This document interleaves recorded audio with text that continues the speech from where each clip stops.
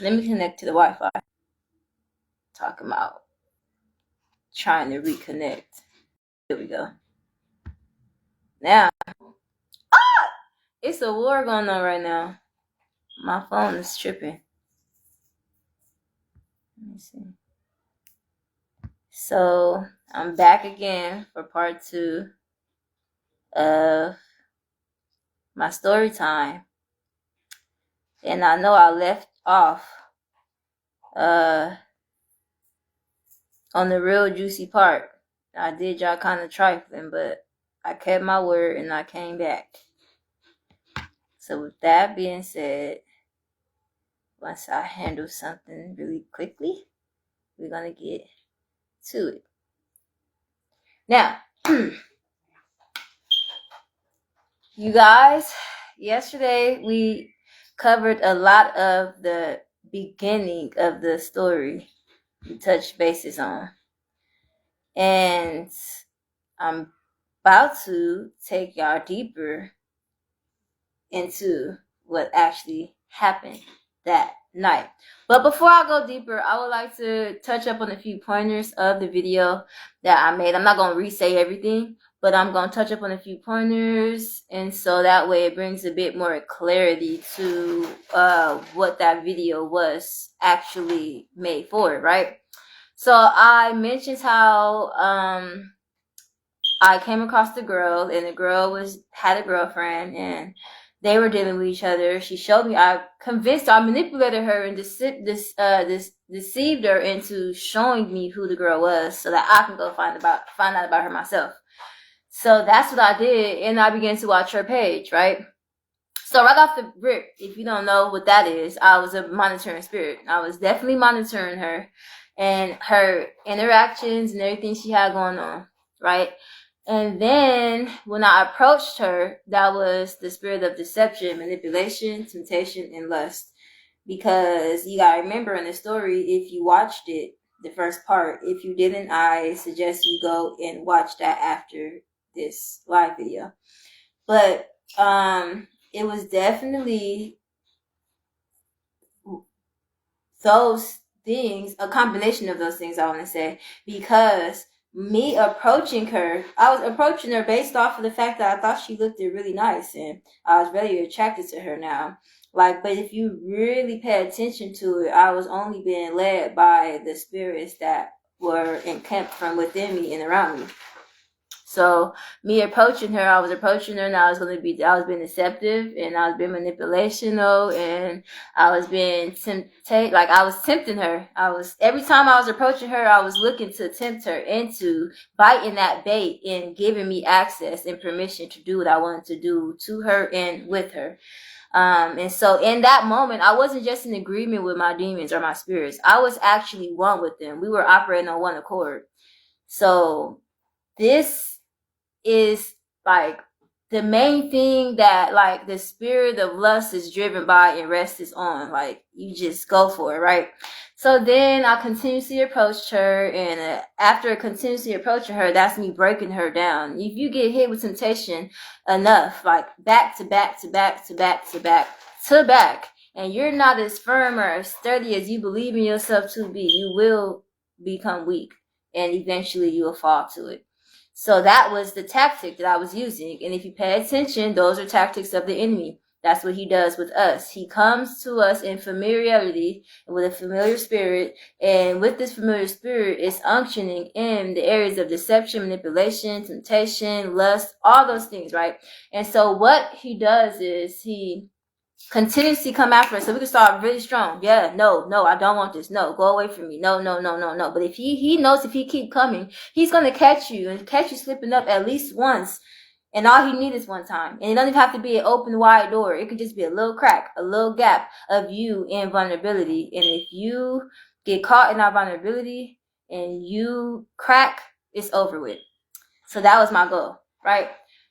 So once I did that, I had to come into agreement with I had to make her believe that I was coming into agreement with her having her way first, which was not that. Really, I was mass manipulating her into believing that I was her friend. so that I could get what I needed from her, coming from a spiritual perspective. So I became her friend, and when she became friends with me, she started to bring me around her family. Yeah, that's how. Yep, exactly, my bro. No. So what ends up happening is one day, after that party that we went to, the party I mentioned about in the APs, and we walked back to my house, and I showered, we went to her house.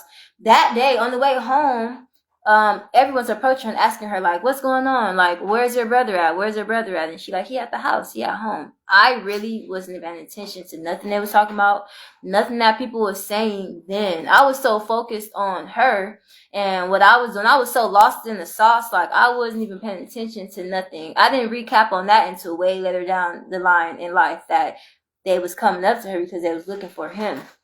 So we go to the house. She brings me through her house and walks me through her house, and lo and behold, her brother sitting on the pool table, and he got a house arrest ankle on his ankle, and like everybody's approaching him and speaking to him and stuff, and I'm just like, well, I didn't even know you had a brother, right? So she walks me through, and she like, Marty, this is Bella, and Bella, you know my brother Marty. And I'm like, in my head, I'm like, I really don't know who he is, but okay, whatever. We leave, we go and proceed on to our day, doing what we do. Now, to give you guys clarity on that, because I mentioned to y'all that she's the reason why I met the person I spent the rest of the next 8 years of my life with. So this is how that is introduced. So I want to say maybe 2 days or so later, in the beginning of that following week, going to school, after I got out of school, y'all can only guess who was waiting on me after school. Marty. I'm like, okay, what are the odds that this guy finds the school that I go to and is here after release, right? So I'm like at like a regular school day, getting out of school, getting ready to go walk home, and he's on his scooter with some sunglasses on and a vest on. A vest on with like nothing else and like some jeans, and he like, what's up, with his beanie on, and he like offers to walk me home, and he's talking to me, and this became his routine. So he's up there like every day now, like every single day when I get out of school, he's walking me home from school, and he's trying to pursue me. At that time, I did not like men. I was strictly just for the females, and so for me, I was like low key like the spirit of strife was able to come and conquer the situation. So I would create strife. We'll get into it a lot. We'll argue a lot of times. Like I had the spirit of perversion because I wasn't interested in him. I was really interested in his sister. They were siblings. And so I would reject him, meaning that I carried the spirit of rejection as well. And I would reject him. And I obviously, to be going so deep into something like that, in perversion, I obviously was carrying the spirit of immorality as well. Like, so that was a thing. That's what was going on. But the same thing I'm doing to her is the same thing he's doing to me, coming every day. Every day. He didn't care when I said no. He didn't care if I said I didn't want him. He didn't care if I said I didn't like him, that I would never be with him. He did not care. He just kept coming, kept coming, kept coming, kept coming. Persistent, inconsistent. All right? And eventually he got me to crack, and I agreed to be his little girlfriend. I'm like, okay, fine, whatever. Like, I used to believe in giving people second chances. He said, wow, the same spirit was in him. Yes, very correct. That was definitely the same spirit. The same exact cheat codes that I was using, the same exact things that I was getting from my spirits, he was getting obviously from the same thing. So now we got two spirits showing up in familiarity, and they're trying to come together. But because I have these things, as you know, for the sister, I'm creating strife there. So it wasn't something that was just so smooth sailing. But then I agreed, and bless you. And then I end up, like, you know, agreeing to be his girlfriend. But that was just it. And the only reason why I agreed to be his girlfriend is because this is the fact that I believe in giving a person a chance. Even if you really know that you don't want to be with them and deal with them, just give them a chance. You never know. Like, they can change your mind, right? So that's the only reason why I agreed to be his girlfriend. But I would never kiss him. I didn't like holding hands with him. I didn't like for him to do, he would do things like a boyfriend, like a guy would do. And it made me cringe. Like, he would be telling me how he wanted me to stop talking to girls, like he wanted me to be into him more, like he wanted me to give him kisses when he asked for them and stuff like that. And I would be like, that's gonna be the thing that makes me leave you alone. I'm never gonna stop talking to girls. You found me this way. This is how you're gonna lose me. This is how you're gonna leave me. I'm gonna still be talking to girls, whether you come or go. Like if you keep asking me that, I'm gonna leave you, basically. And so he used to be shut right up and basically just kind of deal with it, or whatever the case is. We didn't last long. We ended up breaking up after 2 months or so. We broke up, or whatever the case is. And I continued to go after his sister. So we back to Reese. So back to the night of the encounter, right? I had to catch y'all up to speed only because of the simple fact of giving y'all the understanding of that encounter that night, right? So boom, me and Marty had broken up already. We only dated for 2 months. We didn't do nothing other than like a little peck on the lips. I kissed him, peck on his lips. So that's, in my book back then, that was nothing, right? So he not even really my ex for real. I wasn't even really feeling him for real. Like, so I don't feel bad for what I'm finna go and do, what I'm trying to do. And then me and Reese, we got this really good, strong connection and friendship now. Like we've been hanging out with each other more, and it's just been a vibe. So, but mind you though, I did not think that what was going to happen that night of that encounter was going to happen. I just didn't. I don't know. This is how you know demons literally just don't make sense. Like, they don't make sense. Like, they're going to make sure that their mission is carried out, but in the midst of making sure the mission is carried out, they do a whole bunch of other foolish things, just getting too comfortable. And that's what gets them caught. That's what gets them tripped up and things. And so for me taking traits of the spirits that I carried, I'm just like kind of just comfortable, like not even really as thinking that what's going to happen tonight is going to happen tonight. So boom, she spills the watermelon on herself and on my bed, and I'm like, it's cool, it's all right. Y'all wonder what was that spirit keeping my temperament like to where I'm not tripping on nothing, making her feel so comfortable. It's a spirit of flattery. I'm like flattering her, like you can have whatever you like, whatever you want, like, and that's okay. Go ahead, here I'll even give you some clothes. Go ahead and take yours off. Like, I'll give you mine, and I'm gonna clean the sheets, because you finna get in the bed with me anyways, like, type thing, right? So I'm, like, flattering her, and, like, deceiving her, because we supposed to be friends, right? And in the midst, you can see temptation creeping up, because now she's finna get tempted the moment she get out that shower. So what happens is, y'all, she takes her shower. I'm cleaning up. Exactly. That's what pimps carry. What? Hey, why is that so true? You guys, like, I hope y'all learning from this and actually, like, even just taking notes, because I'm not teaching as hard as I would right now, but it's very teachable throughout this story, right?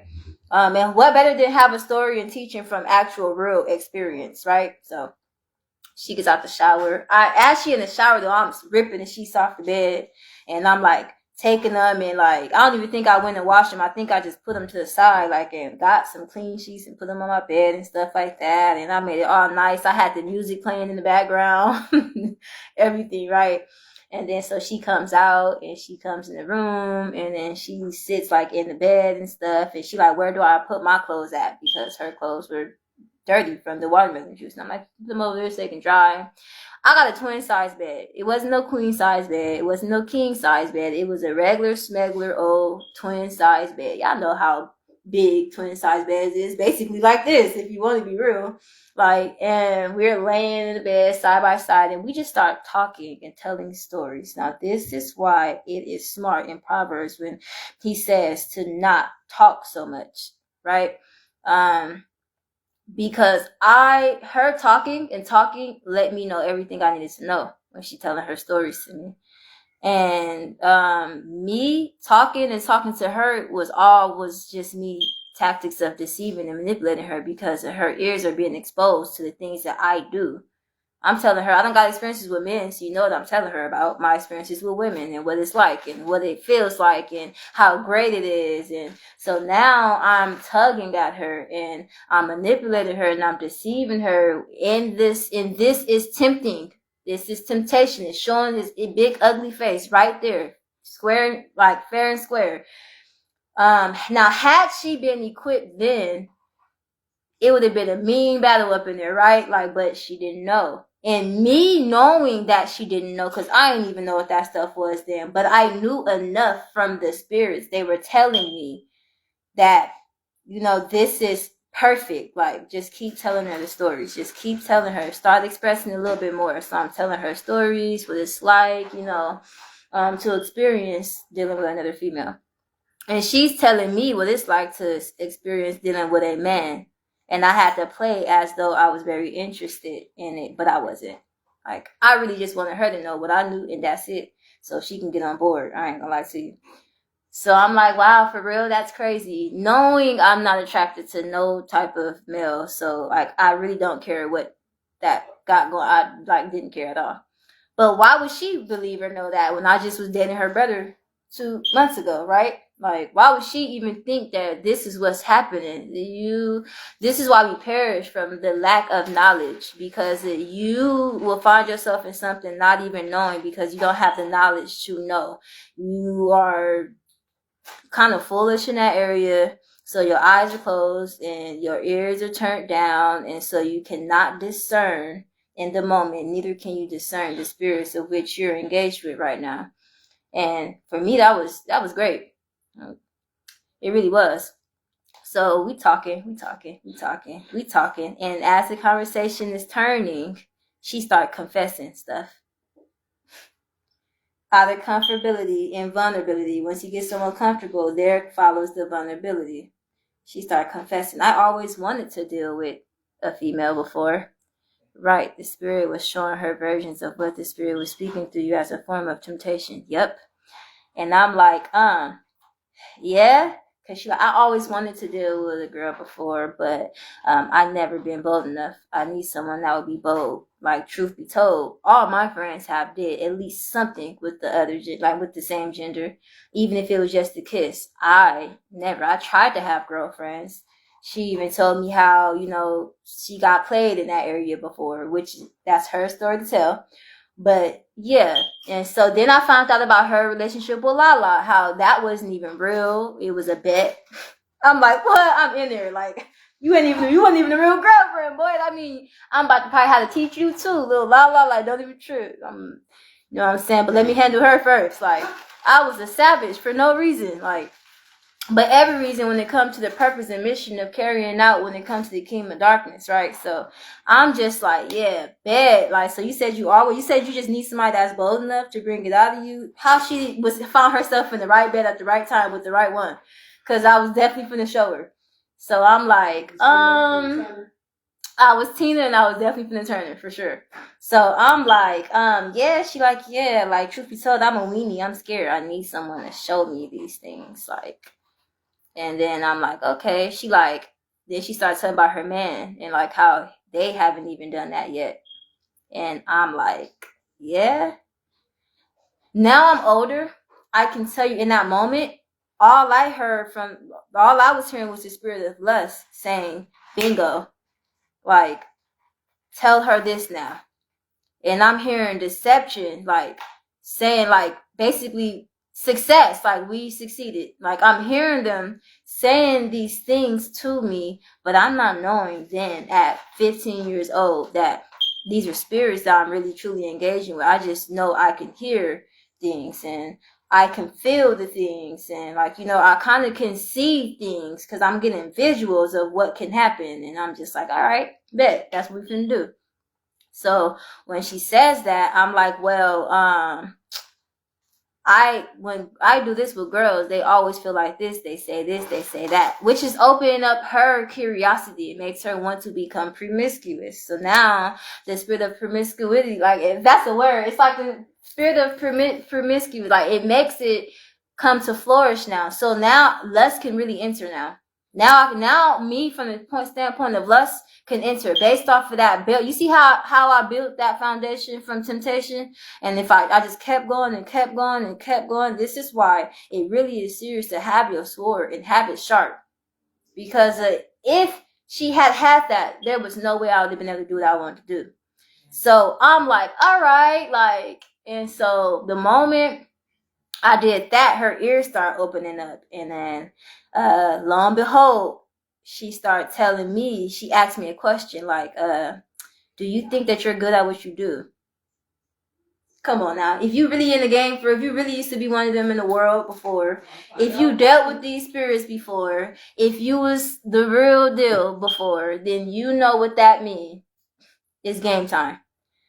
It's definitely game time. When they ask you, do you think that what you do is good? That's because they're literally telling you out their mouth, unawareingly out their mouth. But the spirit is speaking and saying, let's play. But they're saying out of their mouth unawareingly, like, I want to find out. Like, I want to know what you got. I want to engage in that. Because that's what I heard. And me, the real me, I kind of just froze up. I ain't gonna lie, a little bit. Now I'm scary. I didn't do all this talking. I'm like, hold on. But the other half of me, operating from a spiritual standpoint, was more like, tell her the truth. And I'm not gonna lie to you. I thank God that He saved me from this, because of who I was and how much damage I was causing in the kingdom. I was a mean person. I was really bad in that area. So I told her the truth. I'm like, man, them appetizers have to be really good, huh? Oh, great. Oh my God. I got it. Now I tell her, yeah, that's what I've been told. So my response to her question of, do you think that what you do is good? My response to that was, that's what I've been told. That's what they always tell me. They always tell me that I'm really good at it. Like, I never got no complaints. And she like, yeah. And I'm like, yeah. And then she's like, are you the type of person that when you get put on the spot, you freeze up? I'm like, no. Like, if I get put on the spot, I'm going to go for what it is that I want. Like, why would I freeze up, right? She's like, okay. And then I'm like, but it's a good thing, though, that nothing ever happened with us, because if it did, like, I would have you basically, like, losing your mind. You would go insane. Which is true. When you let them spirits in and you come into agreement and form a covenant with them, really you're exchanging your sound mind for what they have to give you. So in actuality, unawareingly, I'm really telling her the truth. But I wasn't trying to say it in that way. I was trying to say it and like set the mood. Like, yeah. Like, so I tell her that, and she freezes up and she starts blushing, and she's just like, and by this time she's been aroused, and she's like letting it be known that she's aroused and stuff, and she's just like, dang God, why is this happening to me right now when my man is not here? Like, he's not even present. And I'm just like, I'm just laid back, hands behind my head, feet crossed, like, yeah, like, what? You feeling some type of way right now? Like, the girl is squirming. That's how intense she's feeling from just me talking to her and telling her what I'm telling her. And so she get to the point where, like, she feeling like that, and I'm like, it's a good thing though, because I would probably drive you insane, like, if I did do the things that we are talking about. And she's like, don't say that to me. And I'm like, why? She's like, because I take stuff literal. Like, I will, like, basically saying, like, don't tempt me back. Like, don't tempt me with a good time. Like, so then they got really quiet for a couple minutes. And then that's when she told me, like, well, you can experiment on me. Like, you can do the stuff with me. And I froze. I did. It got real quiet for a second. And I'm just like, okay. And then she begins to get dressed and stuff now, because that's how long I froze. Like, I didn't know what to do. That's how you know when, it's how you can identify when you really, this is really just not even who you are without them spirits. Like, they using the things that you are gifted with to manipulate you into doing things that are not glorifying God at all. Like, so that's kind of what I was doing.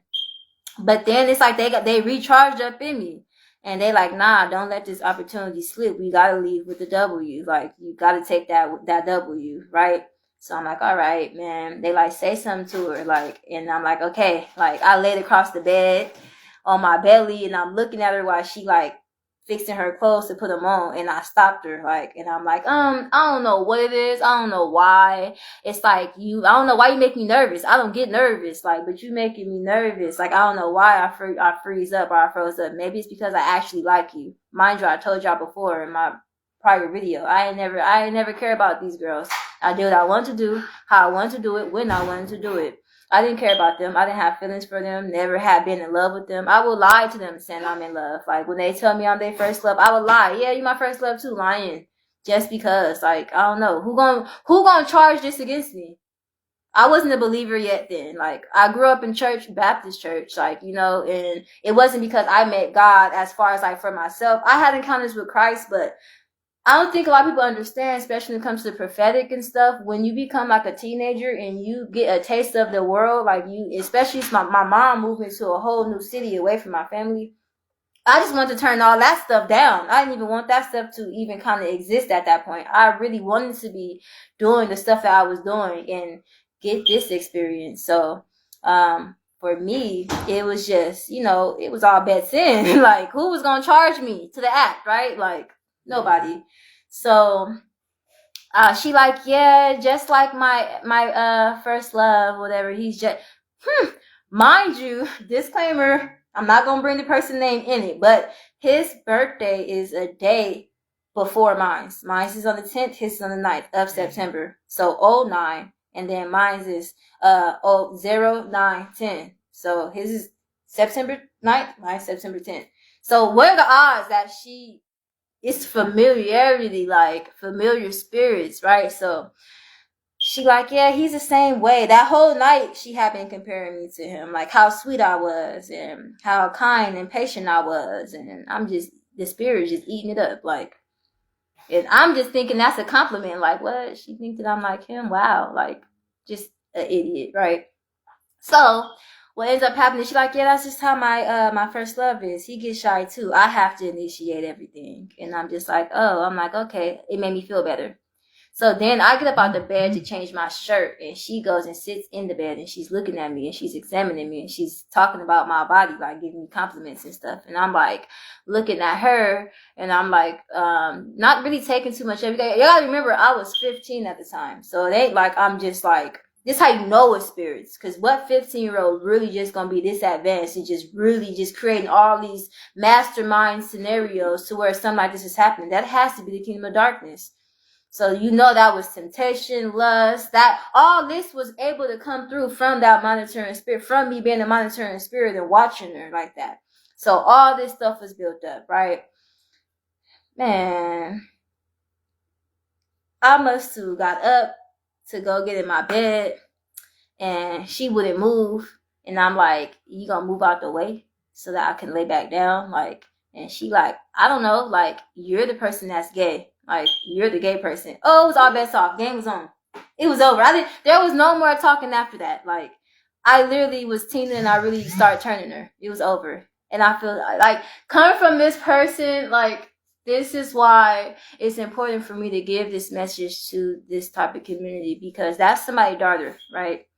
And that's God's child. And I was becoming who I was made to be when I was younger. I was that now, and I was doing it to her and changing her. And so I began to like basically guide her through and tell her what to do. How, like, walking her through the stages of how to be sexual with a woman. And she was nervous. She was scared. But I was like reassuring her and stuff, which is the spirits still. It's still the spirits. It's still the spirits. Everything I'm doing is still the spirits. And so I'm not going to go deep in depths with the details of what happened. Sorry. But it happened. And it happened for hours until the sun came up. Basically. Until the sun came up.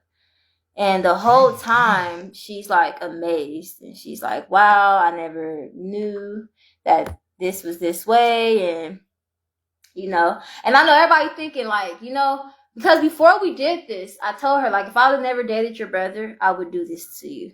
And she like, if you would never date my brother, then I would do this to you too. So that was the agreement right there, standpoint. That's the timestamp right there.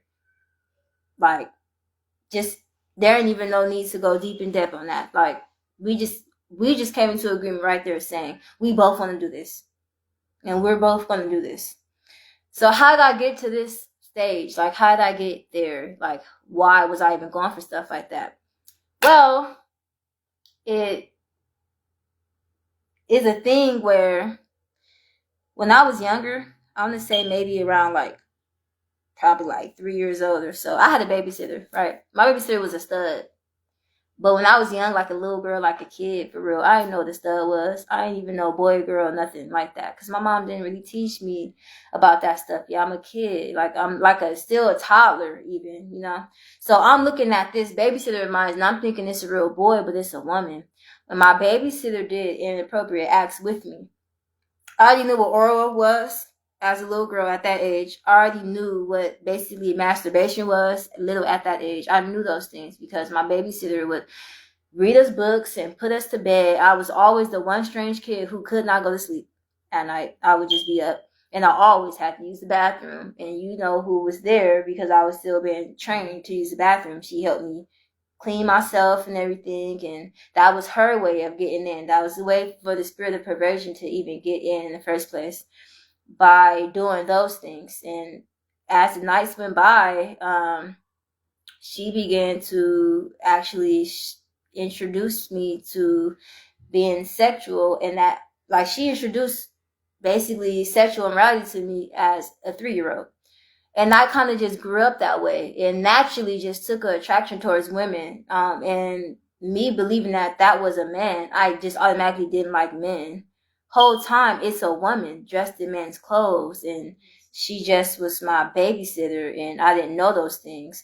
In my atmosphere that I was around, they would drink, play music. The kids would do the kid things and play out in the front yard and stuff, but they would play music and they would drink and they would party and they would hang out. And my mom worked night shifts, so she would have my babysitter there, and she would be watching us.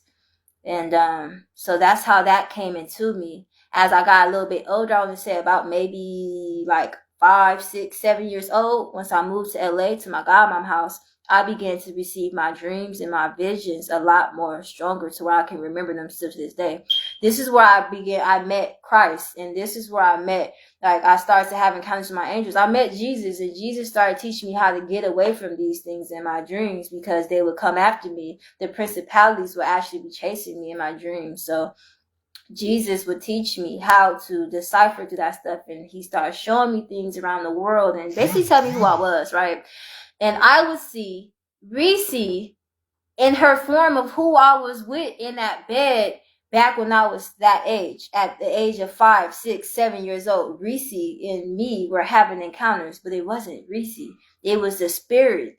It was a shape-shifting spirit dressed as Reese. Isn't that amazing how they knew how Reese would look at age 16 when I was 7 years old and was coming to me looking like Reese at 16 and engaging with me as a 7-year-old. I was a 7-year-old in my dream, engaging with a 16-year-old girl that I didn't realize was her until it was in that moment in my room. I'm like, it's you. You're the girl that used to visit me when I was a little girl. When I used to be in my sleep, in my dreams, it was you. Ha, right? But that's it, y'all. I gave y'all extra 4 minutes, right? So, I hope you guys liked this second part. It was a bit more deep in depth as far as what happened that night, and also helping to identify the spirits. Now, once again, I want y'all to understand that this is to help people who don't understand this type of lifestyle, who probably are beginners in Christ and don't understand. Maybe you struggling with this stuff I used to struggle with. And so this will help you out greatly. So don't just be sitting here watching this for entertainment. This is not for entertainment purposes. This is to strengthen and build up the kingdom of God, right? So I'm going to end this here, and I'll be back tomorrow a little bit later though. And go be looking at my TikTok as well, because this is where a lot of more of my teachings will be at when it comes to this, and they'll also be on YouTube. All right. So God bless y'all. I pray that He keeps everybody safe that's on this live right now, that engaged. You know, your time is effort. He looks at that, right? So I pray that He keeps you throughout your day. I pray that He gives you guys the encounters and the revelation and knowledge and wisdom that you need throughout your day. And that's really it. Lord, we thank you. We can't thank you enough. Keep being who you are to us. Thank you for loving us, even when we didn't know how to love you back or love ourselves. And we close this with a big, big, big amen. Bye.